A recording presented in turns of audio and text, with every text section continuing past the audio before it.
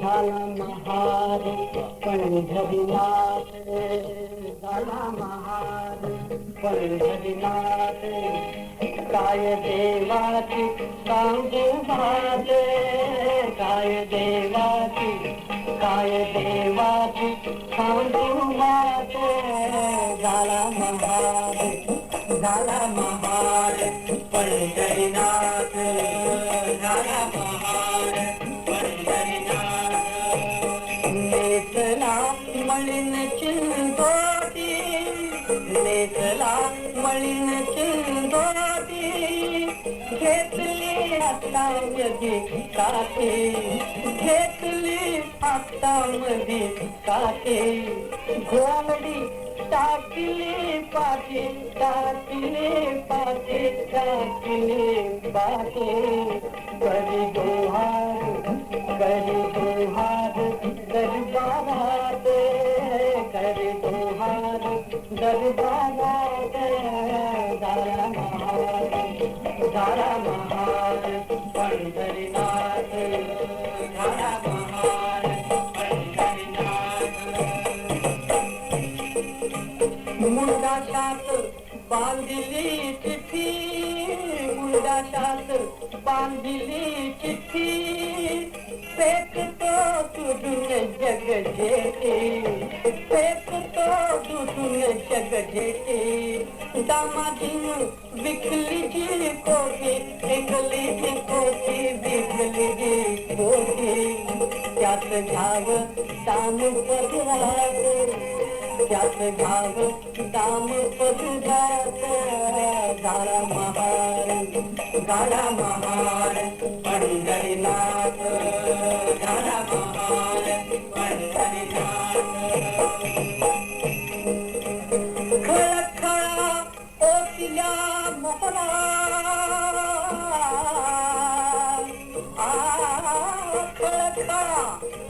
खळखळा ओटिल्या मोहरा, घाटी मोजून पावती करा, घाटी मोजून पावती करा, घाटी मोजून पावती करा, घाटी मोजून पावती करा. भिक बघून चमकल्या नजरा, भिक बघून चमकल्या नजरा, चमकल्या नजरा, चमकल्या नजरा. शहा झाली बोट तोंडात, शहा झाली बोट तोंडात. झाला महार पंढरीनाथ, झाला महार पंढरीनाथ. काय देवाची सांगू बात, काय देवाची सांगू बात. झाला महार पंढरीनाथ, झाला महार पंढरीनाथ. वा वा वा वा काय वा म्हणजे वा हे तुझ्या गाण्याला आहे, वा म्हणजे वाजवण्याला नाही. दुसऱ्याने वाजवलं. ठीक आहे. किती 20-25 वर्ष झाली नाही? 27 वर्ष झाली असते. अरे बापरे. नाही सॉरी, 23 वर्ष. 23 वर्ष झाली. मला आठवत आहे झाला महार पंढरीनाथ त्यावेळेचं. पण काय आहे, मी माझ्या चित्राकडे बघत होतो त्याच्यातला मी बरंच बारीक होतो त्यावेळेला. पण तुझा आवाज मात्र त्यावेळेला तर इतका अजूनही चांगला राहिलेला आहे. आज नाही आहे आणि आज जाऊ दे, एखाद्या वेळेला असतं तसं. परंतु म्हणजे काय, 1.5 महिना जो मी खोकल्याने बेजार आहे, 1 महिना रेकॉर्डिंग गाणी सगळे बंद केली आहे. आणि नेमका आजच आवाज चांगला असणार नाही आहे. नाही असं नाही, तेव्हा तशी तुलना करू नको. नाही तुलना वगैरे करत नाही. परंतु खरंच सांगतो की मी अगदी अलीकडेच ऐकून सुद्धा मला नाही वाटतं की आज एवढं कशाला. आजची सकाळची गोष्ट आहे की हे आता झालं महार पंढरीनाथ ऐकता ऐकता मला आठवण झाली. आज सकाळी मी ते एक रेडिओवरती गाणं ऐकत होतो रे, आणि तुझं काय मी सांगतो. दूर जाणार बांध प्रीती पुरडोर, मन लेखी चित्त चोर, दूर जाणार. आता हे सुद्धा गाणं किती जुनं आहे, ते आज होतं. पण ते तितकंच मला ताजं वाटत होतं आज ऐकताना. मला असं वाटतं हे कोणतरी म्हटलंय की the song at the longest life. Right, म्हणजे गाणं ही एक गोष्ट आहे ती जवळजवळ चिरंजीव आहे. पण सगळ्याच गाण्यांच्या बाबतीत असं नाही, सगळ्या काही गाण्यांच्या बाबतीत मात्र अगदीच खरोखरी असं आहे. ती गाणी काही जुनीच बरं काय. आज मीही सकाळी गाणं ऐकलं आणि मला असं वाटलं की खूप फ्रेश गाणं आहे. अगदी फ्रेश. हे जरा म्हणणं बरं अगदी माझ्या आजच्या आवाजात म्हणतो. नाही म्हण हा आवाज खरा नाही तेवढं लक्षात ठेवा.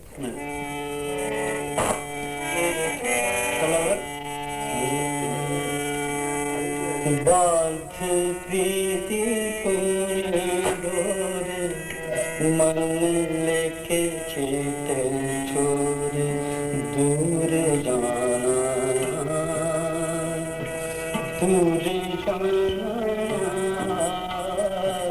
दूर जाना मन के किवाड़ खोल मी तू मेरे भूल जाना दूर जाना दूर जाना दूर जाना बांध प्रीति फूल डोरे मन लेके चेते छोड़ दूर जाना दूर जाना दूर जाना. फार फार सुंदर. पण ते काय कुठलं पिक्चर म्हणलं नाही? मालती माधव माहिती म्हणजे एक हिंदी पौराणिक चित्र होतं आणि मला असं वाटतं की 1950-51 साली त्याची असं? हे पुढचं पाऊलच्या अगोदरचं चित्र आहे. फार सुंदर. फार फार सुरेख गाणं. आणि मला आज ऐकता असं वाटलं की अगदी इतकं त्याग गाणं वाटतं. आणि कारण सांगू म्हणजे माझ्या कल्पनेप्रमाणे ही जी रागबद्ध केलेली गाणी आहेत म्हणजे रागामध्ये शुद्ध परंतु सुगम थोडीशी अट्रॅक्टिव्ह कॅची होती असा मोकळा अशी गाणी ही खरोखरीच खूप काळ टिकणारी असतात आणि नेहमीच सतत ताजी टवटवीत वाटणारी असतात असं मला वाटते. त्याचं कारण आहे राग ही गोष्ट तशी आहे की तिला मरणच नाही हो. काही ज्या कोणी शोध मला नेहमी असं वाटतं की यमन राग आता ज्याने कोणी शोधून काढला त्याने चिरंतर अशा प्रकारची काही गोष्ट शोधून काढली. अगदी अगदी बरोबर. तर त्यामुळे त्याच्यात किती तुम्ही शिराल समुद्रासारखे आहेत. तर अशा याच्यातली जर चाली ऐकल्या अशीच एक आणखी तुला सांगतो म्हणजे आता ते मराठी चाली तर सगळ्यांना माहिती आहेत परंतु हिंदीतल्या सुद्धा मला काही काही चाली अगदी इतक्या लक्षात आहेत. आता उदाहरणार्थ ज्योती कलश काय ते ज्योती कलश पण मी त्याच्या अगोदर सांगू यमन रागावरून विषय निघाला म्हणून त्याच चित्रपटामध्ये म्हणजे भाभी की चोडी यामध्ये भावी चिडा म्हणजे बहिणीच्या बांगलीत बहिणीच्या बांगड्यांचं हिंदी हिंदी यमन मध्ये शुद्ध मी एक गाणं दिलेलं आहे. 1 मिनिट नुसता मुखडा ऐकला.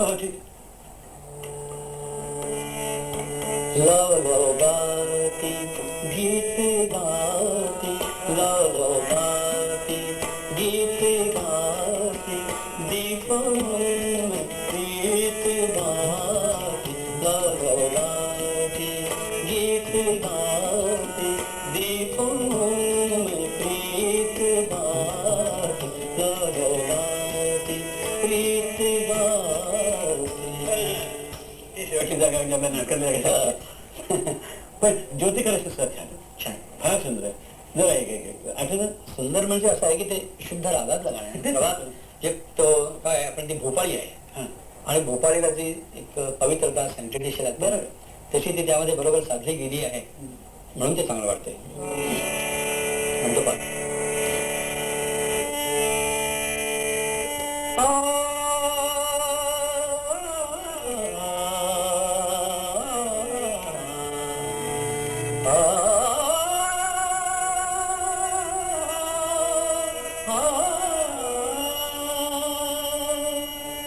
ज्योति कलश छलके ज्योति कलश छलके गुलाबी लाल सुनहरे रंग बदल बादल के ज्योति कलश छलके ज्योति कलश छलके ज्योति कलश छलके. या गाण्यामध्ये अंतरामध्ये एक जागा आहे अतिशय कठीण जागा आहे तितकीच सुंदर आहे आणि लताबाईने ती घेतली फार सुरेख.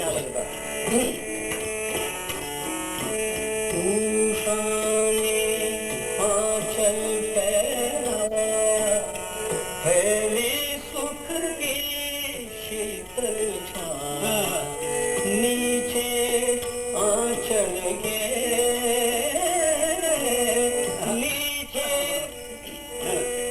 नीचे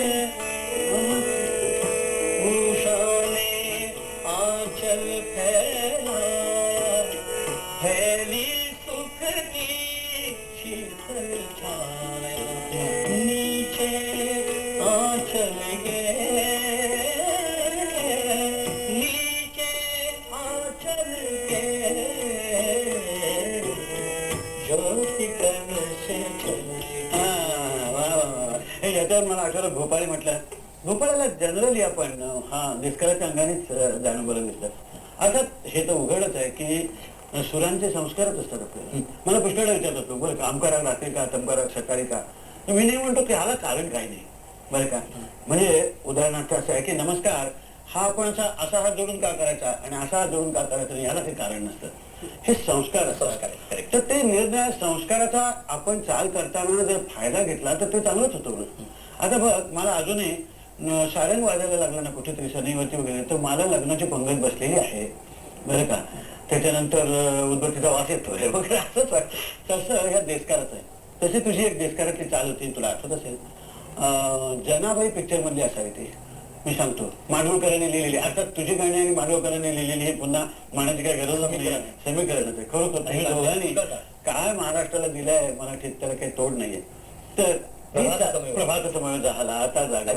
प्लीज थोडस थोडस, कारण हे काय कुठे म्हणाल खूप जुनी आहेत आणि सर्व गाणी आठवत नाही. हा ते बघ, आम्हाला आठवलं, तुम्हाला आठवत नाही. प्रभात समयो पातला, प्रभात समयो पातला, आकाशात विठ्ठला, आकाशात विठ्ठला, दारी तव नामाचा चालला गजरू, देव देवांगना नारद तुंबनु तुंबनु, दिव्या पताकांचा मेळा, दिव्या पताकांचा मेळा, तुझिया अंगणी दाटला, तुझिया अंगणी दाटला, आता जागवा विठ्ठला, आता जागवा विठ्ठला, प्रभात स्मयो पातला, आता जागवा विठ्ठला, आता जागवा विठ्ठला. मला काय आठवतंय, पुढे आठवत नाहीये. मला काय वाटतं सुधीर माहितीये का, की हा संगीत दिग्दर्शक असतो ना, म्हणजे चाली करणारा मनुष्य म्हणा, साऱ्या शब्दात बोलायचं तर ह्या माणसाला कविता तर ते उत्तम कळावी लागते. निश्चित त्यातला शब्द कळावा लागतो, त्यातलं स्वर काय, व्यंजन, प्रत्येक गोष्ट कळावी लागते. पण मला असं वाटतं की त्या माणसाला नाट्याचा सुद्धा जर त्याच्यामध्ये जर अंश नसेल ना, तर त्याला नाटकामध्ये अत्यंत आवश्यक असलेली जी एक लय आहे ती वाक्य टाकण्याची, शब्द टाकण्याची, ह्याचा साक्षात्कार झालेला नसतो. आणि असा ज्यांना झालेला नसतो ना, ह्यांच्या चाली चतुर असतात, म्हणजे उथळ अर्थाने आकर्षक असतात, परंतु त्या शब्दाच्या, त्या अर्थाच्या प्राणाला त्याने हात लावलेला असं मला वाटत नाही. मी तुझ्या तोंडावर सांगतो म्हणून नाहीये, काही गरजही नाही मला, परंतु तुझ्या कले ऐकताना मलाच नव्हे सगळ्या लोकांना हे वाटलं की ह्याने कुठेतरी त्या अर्थाच्या गाभ्याला असा हात घातलेला आहे. अर्थात हात घालण्याचं तुझं साधन सुरू आहे. आणि हे तुला मान्य केलं पाहिजे की तुझा, आपल्या सगळ्यांच्याच योगाने आपल्याला माडगुळकरांच्या सारखा कवी मिळाला. बरोबर आहे की त्याच्यातून हे तुला विश्व निर्माण करता आलं. पण तू उत्तम नट आहे, नटश्रेष्ठ उत्तम वगैरे होते. तर तुला एका गोष्टीची कल्पना असेल की प्रत्यक्ष रंगमंचावरती उभा राहून अभिनयाने काहीतरी चित्र उभं करणं आणि केवळ आवाजामधून इतर कुठलंही सायन नसताना उभं करणं, याच्यामध्ये खूप फरक आहे. हा फरक. मी जे आवाजाने चित्र निर्माण करणं म्हणतो ते जास्त कठीण आहे. अगदी इतर कुठलंही साधन त्याला उपलब्ध नसतं. अगदी. आणि हे जर करता आलं नाही तर तू म्हणतोस त्याप्रमाणे परिणाम शून्य होतं. अगदी खरं. या मी माहित आहे, बरोबर आहे. की नाट्य हे करायला पाहिजे म्हणजे साहित्य नव्हे. नाही. तर मी काय करतो, आता मी काही म्हणजे माझा दावा कसलाच नाहीये, पण माझी स्वतःबद्दलची कल्पना सांगतो की मी उत्तम चाली करतो की नाही मला माहिती नाही, परंतु प्रसंगानुकूल चाली मी करण्याचा खूप प्रयत्न करतो. प्रसंगानुकूल नुसतं नव्हे, पण भावानुकूल ज्याला म्हणतात. भावानुकूल अर्थातच प्रसंगानुकूल म्हणजे भावानुकूलही. त्याचं कारण असं सांगतो की मी ज्या वेळेला एखादा गीत माझ्यासमोर येतं किंवा चित्रपटाचा प्रसंग जेव्हा समोर येतो, मी बहुतांशी गाणी केली चित्रपटात. किती झाली तुझी आता? चित्रपटातली गाणी जवळजवळ 700-800 तरी झाली असते. काय म्हणतो? हो, हिंदी मराठी. आणि चित्रपटाशिवाय 100-200 सहज झाले. 1000 एक तर नक्कीच साधारणपणे म्हणायला हरकत नाही. तर मी ज्या वेळेला असा चित्रपटातला एखादा कुठला प्रसंग आहे आणि मी ज्या वेळेला गाणं करायला बसतो, त्यावेळेला मी असा विचार करतो की समजा अशाच प्रसंगामध्ये मी आहे, मी सापडलोय, तर कसे स्वर माझ्या मनात येतील, मी कसा त्याचा आविष्कार बरं का. एकदम ताण घेऊन काही गाळ उठणार नाही.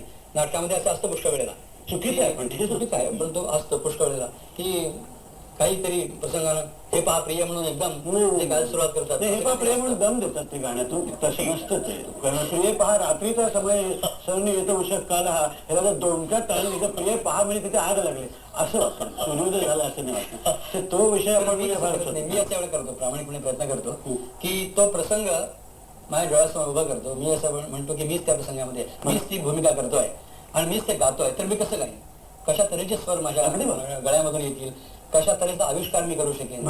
एखादी दुःखाची भावना असेल तर मी ताण टाकणार नाही, मूर्ती ठेवणार नाही. एखादी अतिशय उत्साहाची आनंदाची अशी घटना असेल तर जास्तीत जास्त उत्फुल्ल असे स्वर मी घ्यायचा प्रयत्न करेन. हे त्या भूमिकेमध्ये मी असलो तर असा विचार करतो मी, आणि मग ती गाण्याची मी रचना करतो. आणि म्हणून मला असं वाटतं की पुष्कळशी माझी गाणी ही त्यामुळे परिणामकारक झाली असावी. असं आहे की नकळत एक तू फार सुरेख सिद्धांत सांगितला त्याच्यात, म्हणजे नकळत नसेल, हा तुला कळून नाही सांगितलं असेल, परंतु तो भासवलंच असं की नकळत सांगितलं असेल. त्याचं काय आहे की ज्या वेळेला एक भावगीताची सुरामध्ये रचना करतो असं म्हणतो ना, त्यावेळेला सूर हे त्याचं वाहन असतं. बरोबर बरं का. सुरातून ते घेऊन जायचं असतं.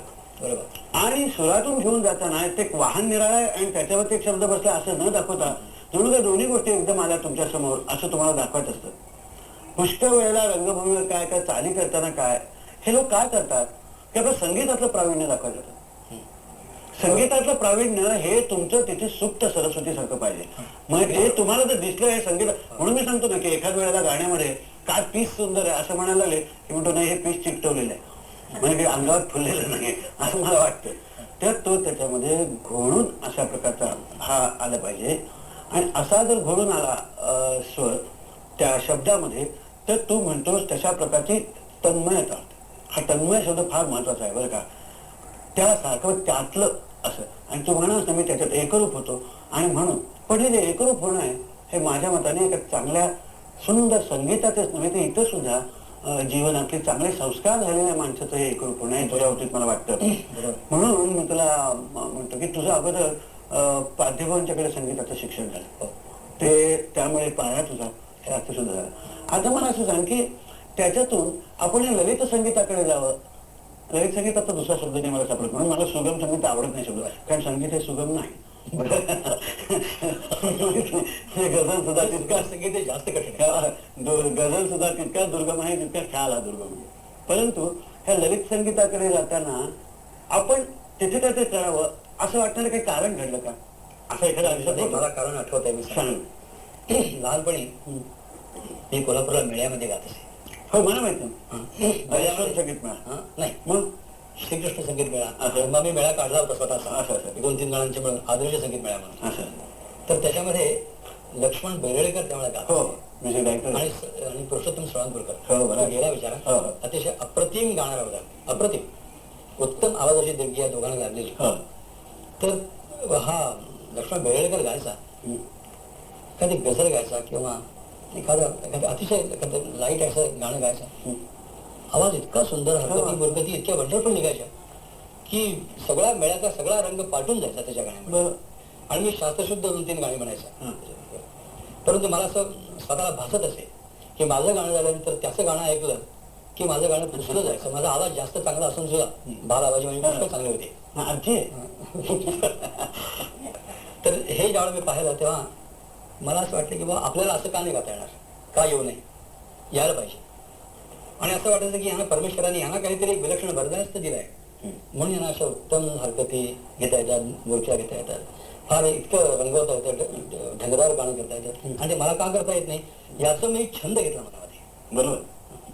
आणि जसं मी शास्त्रीय संगीत माध्यमांकडे शिकत होतो, ख्याल शिकत होतो, चिजा शिकत होतो, त्याचा अभ्यास करत होतो, तसाच मी वेळ लागल्यासारखा याचाही अभ्यास करायला लागलो. मी काय करायला लागलो, मी हिराबाईंच्या त्यावेळेच्या हिराबाई अतिशय लोकप्रिय आणि फार थोर गायिका. हिराबाई म्हणजे त्यावेळेचं काय सर्वस्व होतं कर्नाटकांचं. मी हिराबाईंच्या रेकॉर्ड्स ऐकायचे हॉटेलमध्ये जाऊन. परिस्थिती वाईट होती, रेकॉर्ड घेण्याची शक्यता नव्हती. हॉटेलमध्ये जायला परवानगी मिळाली मला बाहेर उभं बाहेर उभारायचं. हॉटेलमध्ये जायला चहाला जावं लागतं मला आठवते. तर बाहेर उभं राहायचं आणि ते रेकॉर्ड ऐकायचं. आणि एखादी त्यातली जागा मी तुम्हाला आठवते मला पुढे जर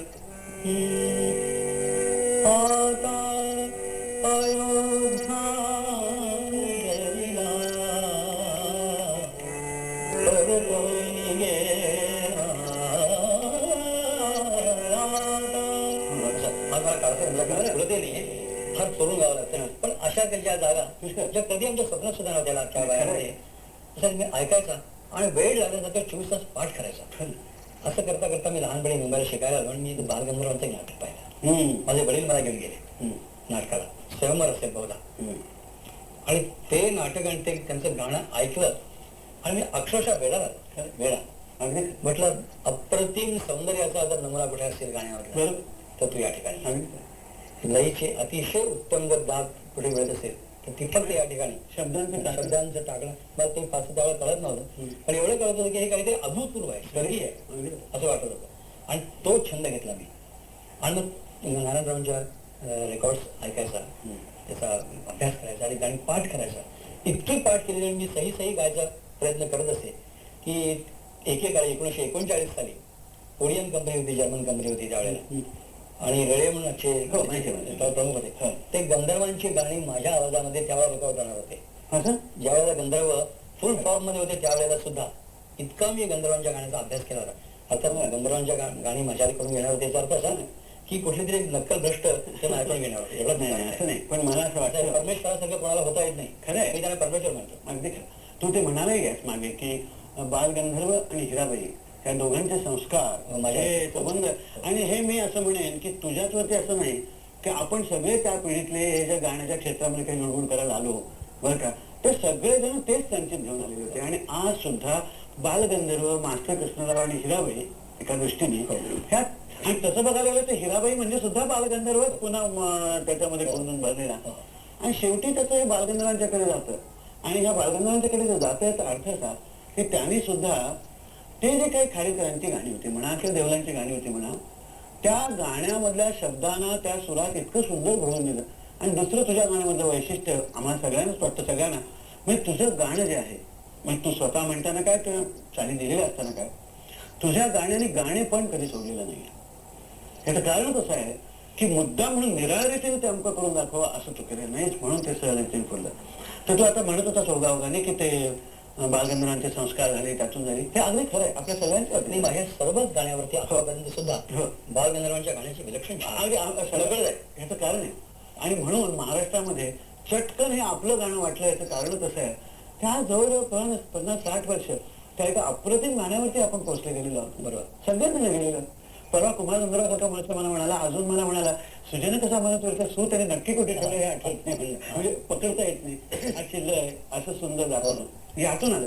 पण तुला आठवतं का तू पहिल्यांदा मग हे आषाढीची चाल करायला लागले तर पहिली चाल कुठलीची? हा कठीण प्रश्न आहे पण आठवतं. कारण सांगतो की माझी पहिली चाल रेकॉर्ड झालेली, म्हणजे रेकॉर्डिंगसाठी त्याच्या अगोदर मिळण्यासाठी मी केलं होतं त्या सोडा, किंवा पुढे नाटकासाठी केलं त्याचं सोडा.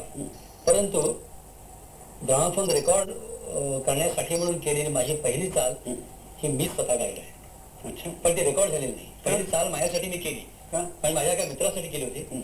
पण त्यावेळेला माझं ते रेकॉर्डिंग व्हायच्या अगोदरच मिसेस माडगुळकर म्हणजे गदी माडगुळकरांच्या पत्नी, त्यावेळेच्या पद्मा पाटणकर लग्न व्हायचं होतं, त्यांच्या पुष्कळ गाण्यांच्या रेकॉर्ड HMV केलेल्या फार सुंदर. आणि HMV कंपनी त्यावेळेला कोल्हापूरला आली होती.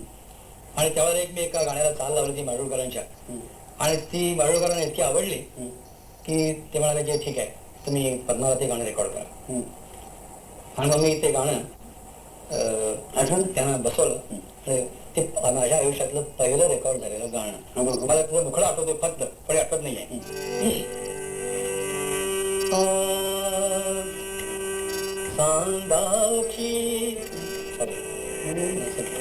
सांगाची किरणे बिरली, सांगाची किरणे बिरली, प्रीतीच्या माझ्या राजा वाट किती पाहू दे, वाट किती पाहू दे, सांगाची किरणे त्यावेळेस सुद्धा त्या काय तू किती असणार 19 थोडं जास्त 20 वर्ष होता तुम्ही. हा पण त्याच्यामध्ये सुद्धा हे बेजही ते तारतो होतं. त्यानंतर तू कितीतरी चालीचे केले. आणि मला अजून आठवत आहे की पुढच्या वेळेला लावणी पहिल्यांदा करावी लागली होती तुला. आणि तुला काही लावणी अजून कधी केलेली नाहीये वगैरे. लावणी करणार कशी कोल्हापुरात फार लहानपणी राहिलो. नंतर कोल्हापूर सोळा लागलं. नंतर 1 वर्ष 2 वर्ष कोल्हापुरामध्ये मी आलो. मी तमाशा कधी पाहिलेला नाही, लावणी कधी ऐकलेली नाही, असा प्रकार काही माहीतच नाही. आणि तो चॅलेंज असा होता की माझा सहाय्यक, माझा असिस्टंट वसंत पवार, तो त्यावेळेला पठ्ठेबाबर होतो संगीत. आणि तो तमाशामध्ये मोडलेला लहानपणापासून. आणि तमाशा मुखोद्गत, त्याला लावण्या मुखोद्गत, मला सगळे शाहीर मुखोद्गत शंका. आणि तो एक चित्रपट करतो लावण्यावरचाच, एका शाहिरावरचा. आणि त्याच वेळेला मी पुढचं बोल करायचं म्हणजे हा चॅलेंज होता. आणि मला असं वाटलं की मला जमलं नाही तर माझा असिस्टंट मला पराभूत करणार, आणि ते काही चांगलं नाही. म्हणून मी सुरुवातीला करायला तयार नव्हतो. पण मला आठवतं की तू होतास, सगळ्यांनी मला हुलीवर घातलं. आणि मग मी तुझा अभ्यास केला.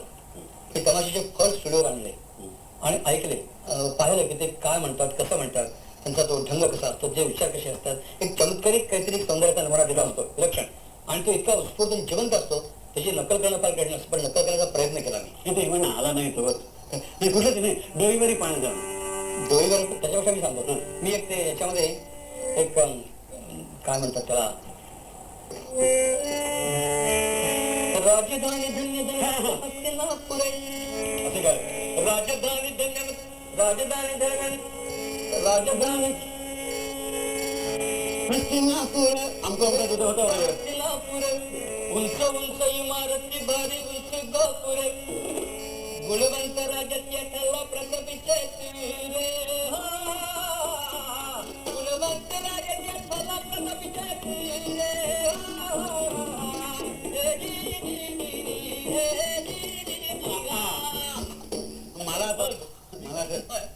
मला आता ढोलची वाजवायची वाटतं. ऐकायच्या अगोदर मी काही तमाशा आणि ते अभ्यास केला तर बघ म्हणतात त्याचे उच्चार कसे असतात, एक टिपिकल उच्चार असतो. आणि तसं नाही केलं त्याचा परिणामच साधत नाही. ते फक्त ऋतू नसतात. आता मी तुला सांगतो, आता पहिलं सांगितलं तुम्ही सांगतो, मी जेव्हा पहिलं पिक्चर केलं, तू त्याचं पहिलं मी डायरेक्शन केलं, माडवकर लिहिलं राम गवाळेचं पहिलं पिक्चर, त्याच्यामध्ये तर अपराध मी तर केला शिक्षा तुला कपाळे, हे गाणं तो नुसतं मला तू 25 वर्षाच्या आठवणी त्या जागा केला सुरुवातीला. एवढं तुझ्याकडे बोलायचं म्हणजे 5-6 तास आपल्याला गाणी कितीतरी ऐकतात. ते तुला आठवण का? बरं त्यावेळेचे दिवस सोनेरी दिवस होते, स्वप्नाचे दिवस. ठीक आहे, अपराध मी तर केलं. तुला मला मी सांगतो, मला आठवत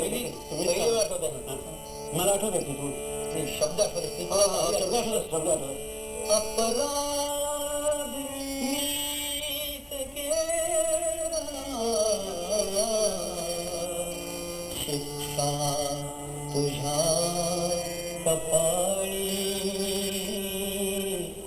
शिक्षा तुझ्या कपाळी, बाहे शिक्षा तुझ्या कपाळी.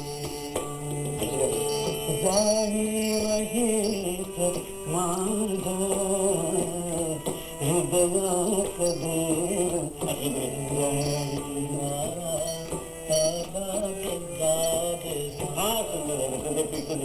ते तुझं म्युझिक त्याच्यानंतर मागवायचं पहिलं. पण माझं कारण सांगू का, विश्वास कोणी ठेवेल न ठेवेल, हे माझं संगीत हे 100% शुद्ध मराठीच केवळ संगीत नाहीये. त्याच्या अगोदर मी 2-2.5 वर्ष सर्व हिंदुस्थान भटकत होतो.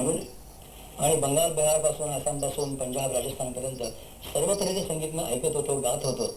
आणि त्याचे जे काही संस्कार झाले होते माझ्या मनावरती, तर ते संस्कार आणि आपलं महाराष्ट्रातील संगीत असं मिश्रण माझ्या गाण्यामध्ये नकळत झालेलं आहे. पण तसं बघायला अपराध मी केला जर म्हटली तर तशी 100% मराठी जातीची चाल नाही. मला म्हणणं आहे की झाली मराठीमध्ये असं माणूस नाही करीत. त्याचं कारण काय आहे की सूर आपण कुठून कुठून घेतो. आज बालगंधर्वांचे म्हणतात अगदी बरोबर. गोवाल्यांच्या किती तशा हे आहेत घेतलेल्या. भास्करबांच्या सारख्या माणसांनी सगळीकडून आणलं आणि आपल्याकडे दिलं. फक्त ते आपल्या मुशीतून आल्यावर आपले संस्कार. हा कोणी असा अहंकार मानू नये की हे आमचं संगीत तसं काय नसतं. बरोबर. मी तुला म्हणतो ना की सूर हे कुठून आलेले आहेत हे काय सांगणार ते जुळून आले पाहिजेत. स्वर आणि जुळणी काय सुंदर जोगांची चाल आहे. आणि गायला गायला असते. मला भारी आवडतं ते. फार सुंदर गाणी.